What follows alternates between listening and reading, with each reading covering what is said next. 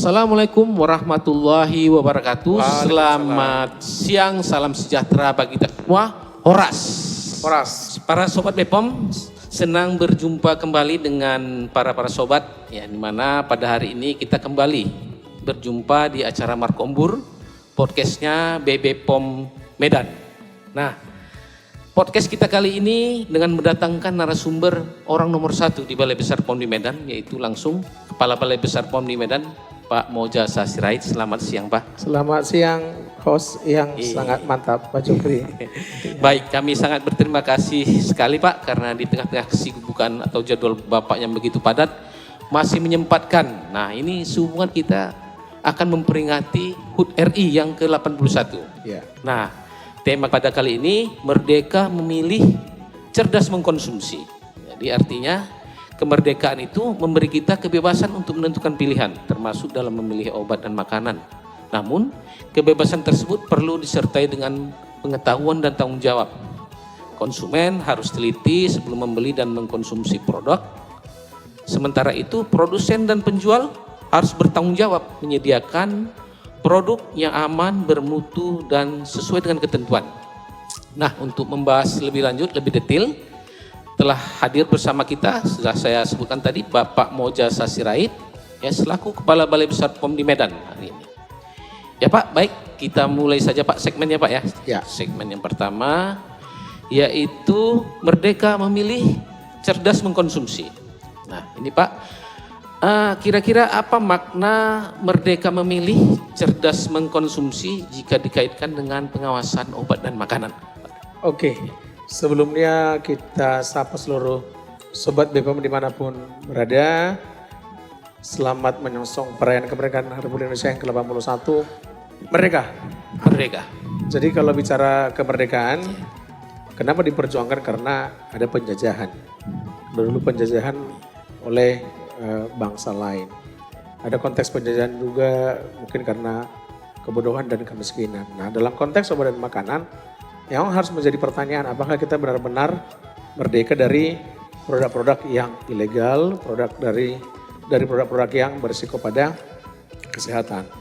Jadi makna merdeka memilih, cerdas mengkonsumsi adalah bahwa pemerintah dalam hal ini, Balai Besar POM di Medan, sebagai salah satu pelaksana teknis Badan POM, mengisi kemerdekaannya ya dengan cara melakukan pengawasan yang komprehensif, melakukan pengawasan berkoordinasi, bersinergi dengan berbagai lintas sektor, mengedukasi pelaku usaha, mencerdaskan pelaku usaha dan juga mencerdaskan konsumen, ya, supaya produk obat dan makanan ini semakin minim resikonya kepada kesehatan masyarakat. Sehingga pada akhirnya masyarakat bisa memilih apa yang dibutuhkannya untuk mendapatkan hidup yang layak dan sehat.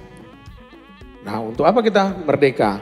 Ya secara fisik misalnya penjajahan dari negara lain, tetapi kalau kita sendiri ketika mengkonsumsi sesuatu menjadi sakit.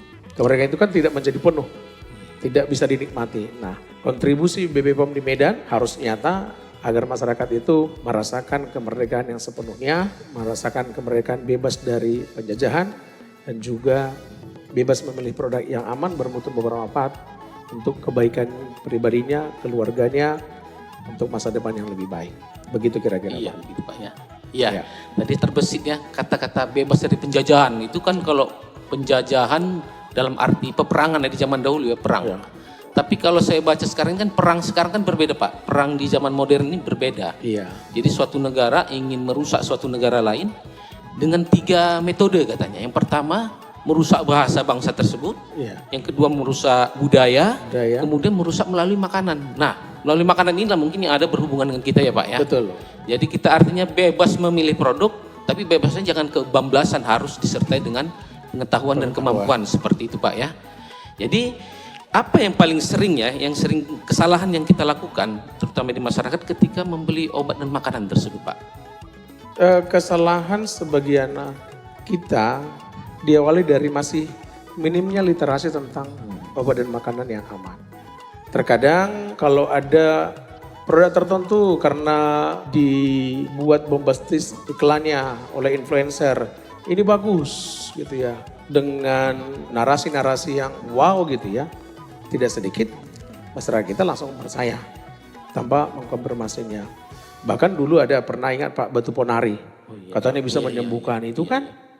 Kalau dipikir logika sederhananya gimana mau mungkin. Tapi kenyataan masyarakat kita banyak yang pergi berobat ke sana. Kemudian terkadang masyarakat kita, ya kita nggak bisa pungkiri dengan berbagai latar belakang ekonomi, mungkin membeli sesuatu dari prioritas harganya dulu. Nah apakah ini benar-benar dibutuhkan gitu ya, benar-benar aman, kadang-kadang ini belum menjadi perhatian. Oleh karena itu supaya kita menjadi bangsa yang merdeka dari produk-produk yang beresiko pada kesehatan, produk ilegal, tidak memenuhi syarat, ya pengetahuan kita, kecerdasan kita tentang obat dan makanan ini harus ditingkatkan. Literasi kita juga harus terus didorong. Salah satunya dengan kita melakukan sosialisasi podcast kepada sobat-sobat BPOM dimanapun berada. Iya, gitu ya. Jadi itu sangat penting ya fungsi daripada literasi. Sangat Pak. Jadi selain kita meningkatkan literasi, kita juga harus membiasakan membaca mungkin komposisi, indikasi, tata cara penggunaannya bagaimana, serta penyimpanannya. Seperti itu ya Pak ya. Betul Pak. Nah, ada orang prioritasnya terhadap harga. Untuk kalangan menengah ke bawah tentunya dia harga nomor satu dulu ya. Harga yang murah, kemudian berikutnya kualitas dan sebagainya. Tapi ada juga kalangan segmen atas yang memiliki ekonominya bagus, mempunyai image bahwa produk luar negeri itu pasti lebih bagus katanya. Kalau itu gimana pendapat Bapak? Apakah lebih bagus produk yang berasal dari luar negeri walaupun ilegal katanya masuk ke negara kita seperti itu? Iya, kita punya standar internasional, ya kan? Kalau misalnya kalau di industri ada industri obat misalnya ada namanya CPOB, cara produksi obat yang baik. Kalau di pangan ada cara produksi pengolahan yang baik. Di kosmetik CPKB. Dan itu adalah standar-standar yang ambil dari standar yang ditetapkan oleh lembaga-lembaga dunia. Jadi kalau apa yang beredar di negara kita itu pasti tidak kalah mutunya, kualitasnya, keamanannya, manfaatnya dari negara lain. Ya. Dan Badan POM dan tentu dengan institusi lain yang terkait pasti menjamin ini kan gitu. Bahwa nah image produk luar lebih bagus dan seterusnya ini yang harus kita yakinkan ke masyarakat kita. Produk lokal kita juga kompetitif kok. Bahkan produk lokal kita juga banyak diekspor ke luar negeri kan, diterima oleh negara-negara lain. Nah, kita harus mencintai produk-produk lokal kita.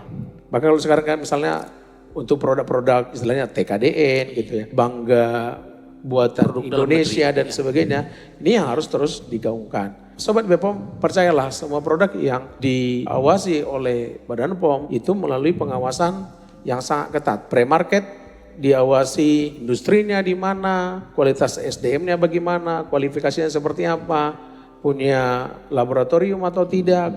Ya ini memang tergantung pada jenis industrinya ya, terutama pada produknya. Sertifikat-sertifikat seperti cara produksi obat yang baik tadi untuk obat, kemudian izin edar itu kan proses yang terstandar secara internasional. Dan ini BPOM sudah mendapat predikat WHO Listed Authority. Ini kan sebuah pengakuan Pak sebuah pengakuan secara internasional. Sudah standar dengan negara-negara maju lainnya Pak ya. Bahkan baru sedikit negara kan yang mendapatkan WHO Listed Authority. Artinya bahwa kita diakui secara internasional untuk memproduksi, mendistribusikan produk yang diproduksi dalam negeri maupun luar negeri. Jadi jangan terbawa mitos-mitos atau cakap-cakap yang di sana, ya seolah-olah yang di sana selalu lebih baik kan gitu. Itu tentu perlu dilihat lagi bahwa produk lokal kita memang sudah melalui tahapan-tahapan pengujian dan pengawasan yang memadai. Sehingga kualitasnya bisa dibandingkan dengan yang lain. Iya, gitu. Iya Pak ya. Kalau terutama obat atau suplemen yang dari luar belum tentu dosisnya sama dengan kebutuhan orang Indonesia, kebutuhan kita. Betul, seperti itu. Dan juga regulasi-regulasi tentang makanan, ada zat-zat sesuatu yang boleh atau tidaknya ditambahkan, tentunya ada sedikit perbedaan tentunya Pak ya. Ada perbedaan-perbedaan antar negara. Baik Pak, tadi tentang ilegal, tidak mau membaca label. Itu mungkin ada trik nggak cara mudah kita untuk supaya aman produknya kita beli ataupun yang akan kita konsumsi? Iya, Informasi di luar sana begitu banyak berseliweran, influencer begitu banyak, ya tentu kita berterima kasih untuk itu semua, Iya. ya tetapi supaya kita nggak dirugikan, kan gitu, karena tentu influence selain dari mengedukasi, kemungkinan besarnya juga ya, bukan kita menjudge nih, kemungkinan besarnya kan tentu ada ya harapan mendapatkan cuan yang lebih, ya kan. Kalau influencernya netral gitu ya, menjelaskan secara proporsional, secara ilmiah, hal seperti itu perlu kita dukung. Tetapi kita juga perlu memilih jangan sampai influencernya merendahkan produk lain, memuji produk tertentu yang membuat masyarakat semakin bingung. Nah, ya kesadaran supaya kita jangan sampai dirugikan gitu ya. Karena kalau misalnya Pak, kita menggunakan obat tertentu misalnya, skincare, produk-produk kosmetik lainnya yang rutin digunakan. Kalau misalnya kita gunakan yang tidak terdaftar di BPOM karena katanya bagus dan sebagainya. Kalau rusak kulit kita, untuk pemulihannya kan butuh waktu, Biaya lagi. Kalau pulih, kalau rusaknya permanen gimana? Ya kan? Bagaimana kalau dengan suplemen misalnya ya? Bagaimana dengan obat bahan alam misalnya? Ternyata berisiko pada fungsi tubuh yang lain. Ya kan, kalau sudah mengalami kerusakan permanen, gangguan permanen, ya kita dirugikan. Dengan begitu banyaknya produk itu harus timbul sebuah keinginan untuk belajar. Saya sering mengatakan Pak Jupri begini, kita membeli handphone misalnya ya, beli baju, hampir dapat kita pastikan kita begitu teliti untuk Iya, benar. membelinya. Baju ini kan kita lihat warnanya dulu, modelnya, kancingnya lengkap tidak.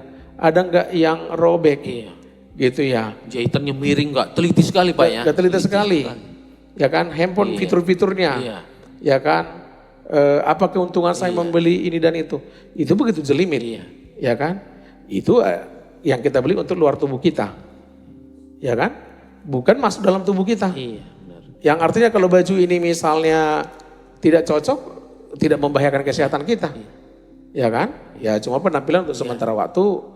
Ya mungkin kurang nyaman kan gitu. Kalaupun tidak nyaman ya bisa diganti. Tapi kalau sesuatu yang udah melekat di wajah kita, masuk dalam tubuh kita, harusnya lebih teliti dong, gitu kan.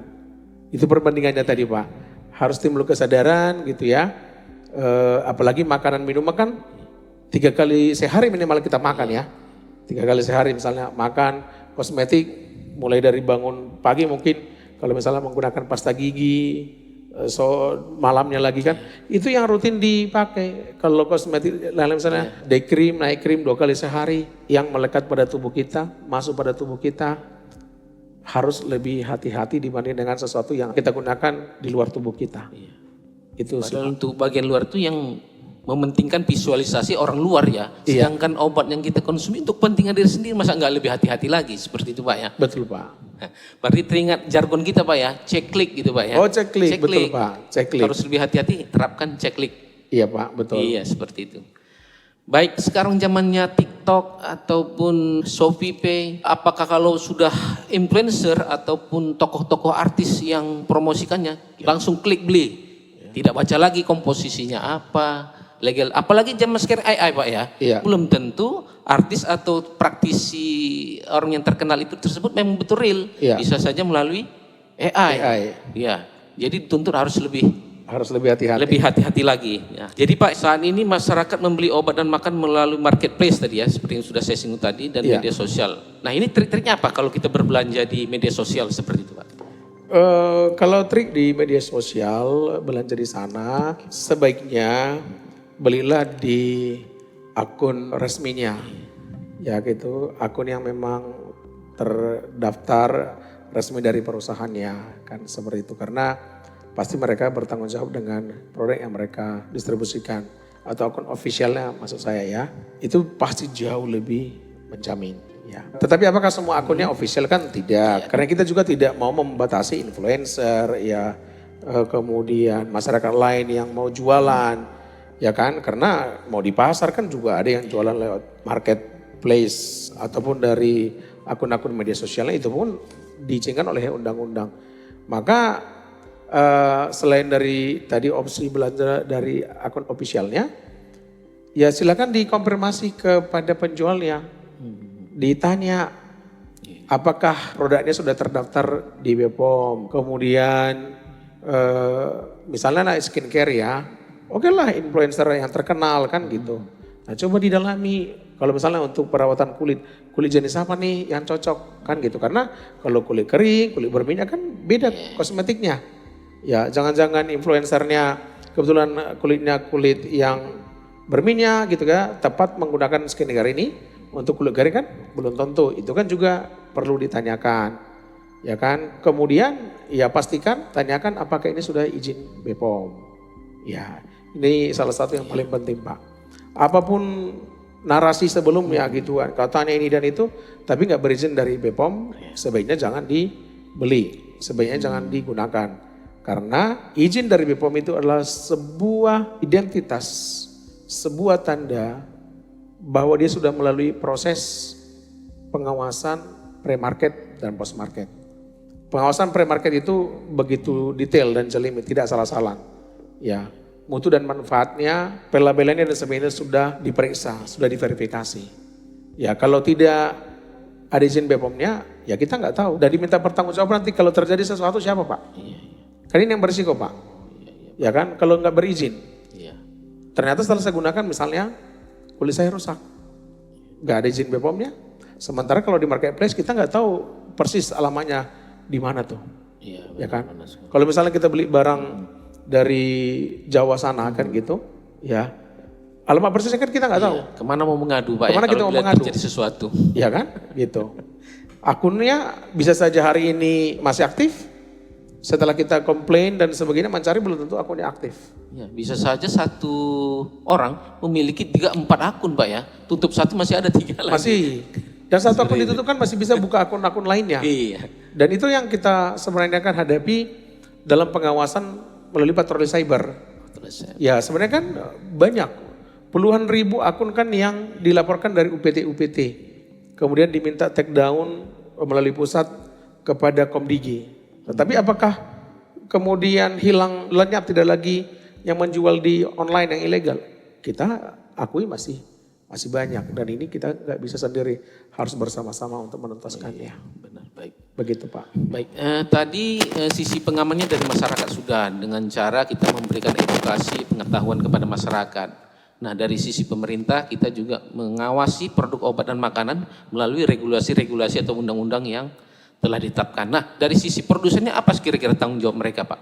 Nah 3 pilar dalam pengawasan itu, yang pertama pemerintah, yang kedua pelaku usaha, dan yang ketiga adalah masyarakat. Nah pelaku usaha ini sebenarnya adalah pihak yang paling bertanggung jawab terhadap produk yang diproduksinya dan diedarkannya.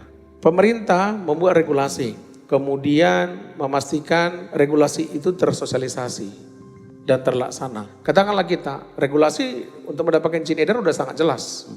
Udah teruji, udah jutaan bahkan miliaran produk diproduksi melalui izin-izin BPOM yang sekian tahun ini, itu teruji. Nah, kita melakukan pengawasan juga. Tetapi apakah semua kita bisa awasi? Sertifikat CPKB misalnya, sertifikat CPOB, sertifikat CDOB yang diizinkan oleh Badan POM. Apakah kita bisa mengawasi jam demi jam, hari demi hari, minggu per minggu di tempat produksi mereka, di toko mereka? Nggak mungkin. Jadi pelaku usaha lah yang paling bertanggung jawab, mempertanggungjawabkan izin-izin yang sudah diberikan itu. Kalau pelaku usaha melakukan itu, masyarakat, nah sebagai pilar ketiga, akan mendapatkan produk yang aman. Bukan produk yang sudah rusak atau tidak berkualitas. Gitu. Jadi peran pelaku usaha Pak sangat-sangat besar, karena produk mereka produksi dan mereka mendapatkan keuntungan dari itu, ya kan? Pemerintah dalam hal ini tentu ada mendapatkan pembayaran pajak dan sebagainya, ya kan? Gitu. Tetapi manfaat terbesarnya tentu adalah kepada pelaku usaha itu tadi, maka mereka harus bertanggung jawab supaya lebih lagi masyarakat mendapatkan manfaat dalam jangka panjang, tidak merugikan kesehatan. Ya.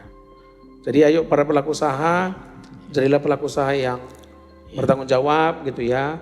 Kalau ada hasil pengawasan dari BPOM di Medan atau dari pelaksanaan teknis lainnya di Sumatera Utara, Tanjung Balai, Toba, Gunung Sitoli, ayo perhatikan, lakukan perbaikan-perbaikan, semuanya adalah untuk kebaikan masyarakat dan juga kebaikan bagi pelaku usaha. Keamanan dan mutu produk yang dihasilkan oleh produsen tersebut hendaknya sebaik atau sama kualitasnya pada saat mereka melakukan pendaftaran, seperti itu ya Pak ya? Betul Pak. Ya, jadi apa nama istilahnya, tidak ada selingkuh gitu Pak ya? Tidak Pas ada. waktu mau pacaran bagus-bagus gitu Iya, ya, Pak, iya. setelah dikasih izin tukar cincin tapi selingkuh dia. Ya Pak. Padahal kalau mereka setelah izinnya diberikan tentunya sangat menjadi membranding produk tersebut ya. Orang Betul. tidak hanya memandang harga saja, tapi setelah diakui oleh memiliki registrasi oleh BPOM, Iya. tentunya akan meningkatkan Nilai nilai jual, kepercayaan. ya nilai kepercayaan. Tentunya itu Iya. menguntungkan bagi Pelaku usaha itu Iya Pak. tersebut. Baik Pak, kita sebagai lembaga pengawas ya, mengawas itu tidak hanya kualitas, keamanan dan mutu produk tersebut, tetapi sampai iklan-iklannya juga kita awasi. Jangan sampai iklannya itu memberikan klaim yang secara berlebihan, sehingga menjerumuskan masyarakat. Itu gimana itu Pak? Betul Pak. Jadi memang peraturan tentang iklan penandaan obat dan makanan itu jelas persyaratannya Pak. Misalnya iklan obat bahan alam itu harus mendapat izin dari BPOM supaya jangan menyesatkan, jangan hiperbola, ya, jangan juga merendahkan produk lainnya dan termasuk jangan overclaim, ya. Maka BPOM dalam pengawasan iklannya secara detail ya melihat komposisi dengan klaimnya relevan nggak ini? Jangan sampai nggak ada relevansinya. Dan ini dilakukan secara rutin Pak, secara konsisten. Misalnya kalau ada iklan kosmetik memutihkan wajah gitu, bagi orang yang ingin putih keren nih, beli nih. Padahal apakah Badan POM mengizinkan kalau ada iklan memutihkan? Nggak boleh Pak. Karena masing-masing kulit kita udah Tuhan ciptakan berbeda-beda warnanya. Gitu. Kalau kulit kita sudah berwarna kuning langsat gitu ya, sawo matang ya.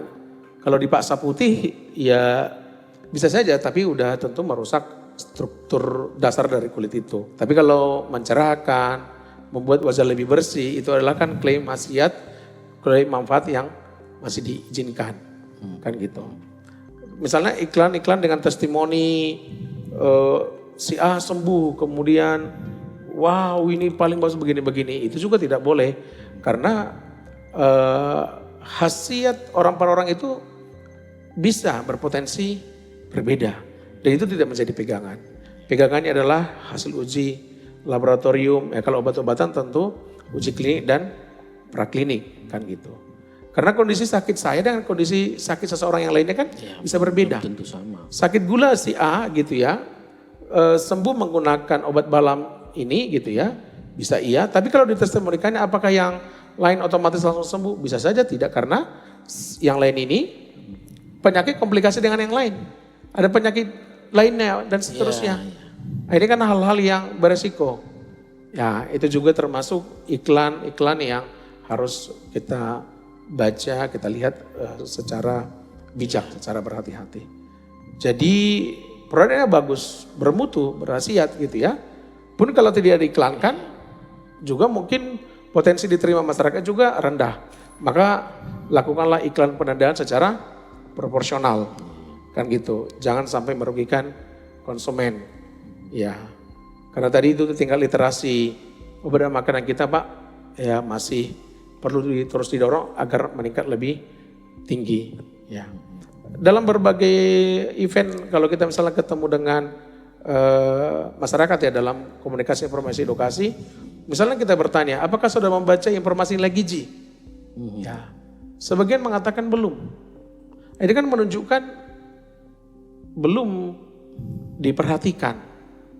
Ya, padahal di situ adalah identitas lengkap tentang produk itu, termasuk manfaatnya untuk tubuh kita. Nah, ini PR yang besar untuk kita. Jadi poinnya jangan mudah percaya dengan iklan yang wow, yang bombastis, yang membuat semuanya bisa berubah dalam waktu sekejap gitu ya, yang berpotensi itu untuk merugikan kita. Ya. Ya. Nah, ini yang seperti Bapak sampaikan tadi ada menyinggung tentang informasi nilai gizi, Pak ya. Iya Pak. Jadi kebanyakan di antara kita masyarakat juga dan keluarga kita bahkan ya sering sekali mengabaikan tabel informasi nilai gizi itu. Iya. Padahal itu sangat penting sekali Pak ya. Sangat penting. Situ ada jumlah takaran gula, garam, lemak. Apalagi sekarang kan pemerintah lagi gencar-gencarnya mengkampanyekan untuk menurunkan angka penyakit tidak menular melalui konsumsi garam, gula dan lemak tersebut ya Pak. Iya. Jadi seberapa penting kita harus membaca informasi nilai gizi tersebut Pak? Kenapa informasi nilai gizi itu diwajibkan untuk produk pangan ya gitu ya? Karena masyarakat kita harus mendapatkan sesuai dengan kebutuhannya. Kalau itu tidak penting, ya ngapain repot-repot? Mengevaluasi label ING, informasi nilai gizi itu kan tidak mudah. Bagi pelaku usahanya, bagi kita juga. BPOM kan mengevaluasinya itu. Jadi kalau kita misalnya sudah biasa mengkonsumsi sarapan pagi ya, kalorinya sekian, karbohidrat, protein, lemak, estimasinya sekian gitu. Kemudian, oh saya mau jajan nih, saya mau makan ini, kan gitu. Saya mau hidup sehat ya, terutama mereka yang sudah katakanlah ada penyakit tertentu, ya sangat perlu memperhatikan itu, supaya tidak memperparah keadaannya, ya kan. Ya seperti saya ini sebenarnya, saya ini kan obesitas nih, sebenarnya ini kan Pak gitu. Iya, tapi saya berusaha diet loh Pak gitu ya. Saya berusaha juga untuk olahraga dan semoga semakin sehat ya. Semoga semakin proporsional. Dan ya memang perlu melatih diri untuk membaca itu. Dan bukan hanya membaca, kemudian oh saya sudah mengkonsumsi hari ini sudah cukup, tidak perlu lagi nambah. Angka kecukupan kalori per hari normalnya Pak ya? Iya, itu. Nah karena jangan sampai informasi itu sia-sia. Sama seperti informasi lainnya ya penting. Tetapi untuk pengentasan ya, kita mau merdeka dari penyakit tidak menular tadi ya. Ya kita harus membangun literasi yang semakin kencang. Termasuk Pak, minuman-minuman kekinian dengan tingkat kadar gula yang cukup tinggi, ya kan. Kalau kita ke kafe-kafe ya, hari-hari ini anak-anak muda terutama duduk dengan minuman-minuman yang manis ya, dengan kadar yang tinggi gitu ya, duduk berjam-jam, kemudian aktivitas olahraga kurang, ya.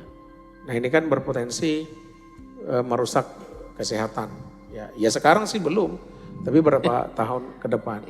Nah ini hal-hal yang memang perlu diedukasi, membangun kesadaran itu supaya tercipta generasi yang sehat ke depan. Iya benar Pak ya. Jadi sangat penting sebenarnya Pak ya tabel informasi nilai gizi itu. Apalagi kita sendiri mengetahui, misalnya kita sudah tahu kita didiagnosa oleh dokter kita menderita hipertensi. Iya. Harus mengurangi kadar garam misalnya. Ya kita baca informasi nilai gizi tersebut. Atau ada dua produk kita bandingkan, mana sih yang garam yang lebih rendah seperti itu ya. Iya. Ataupun dia ada riwayat diabetes di keluarga, ya harus hati-hati dengan mengkonsumsi gula. Nah itulah pentingnya mungkin informasi nilai gizi tersebut. Nah, jadi sangat penting kali arti penguatan literasi tadi Pak ya.